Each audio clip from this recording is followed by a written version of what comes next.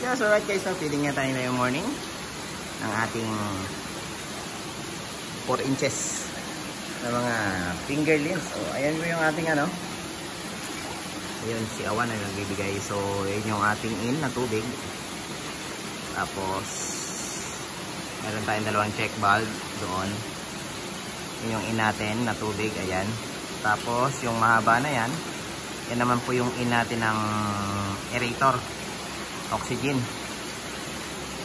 So yan. Nandito mayroon tayong check valve para i-drain natin pag madumi. So ayun na siya, parating na. Oh, Julian na lakas na kumain. O, diba? Tapos kumain ng ating 4 inches. Already, mahigit na isang buwan na to. Malapit na magdadalawang buwan na dumating to. Ini ano yan? 1T6 sab no? Dunsip no? Diba? Chai. Chai. Dunsip no? 1T6 sab dunsip. Ayan, October 13 dumating to. So, October 13, malapit na pala mag-isang buwan to. Mag-isang buwan pa lang. Mag-ano pala, magde-December na. Magdadalawang buwan na pala to. October, November, December. Ayan, magdadalawang buwan na pala to. 13. So, ayan. Sorry naman. Ayan yung ating mga fry sa ilalim. So, nilagay natin dito is 140. 140 na karaan. Nasa 9 cm sila. Mahigit 3 inches. So, ngayon, nasa 4 inches na sila. Mahaba na. So, hindi pa natin nasa-select to. Nagsa-sizing ulit. Susunod pa siguro ito magsa-sizing.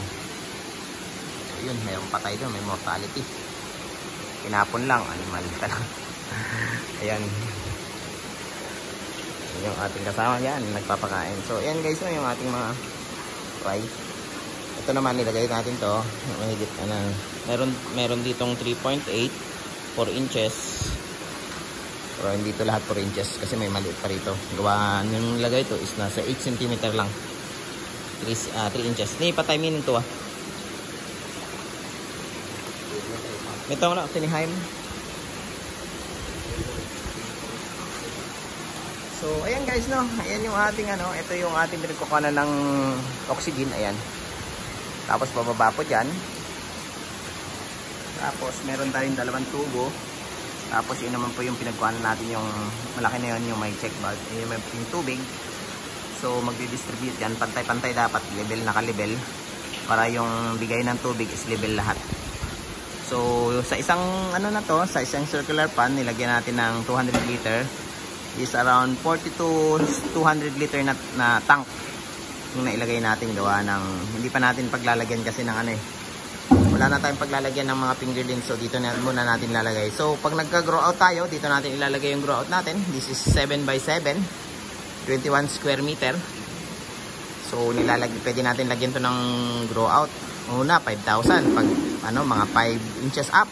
Then pag nag-sizing tayo, bawas na lang tayo ng bawas. Habang palaki ng palaki, bawas tayo ng bawas. Titingnan natin yung mga isda is nakakagalaw pa ba sila. So mostly kung malalaki na, nasa around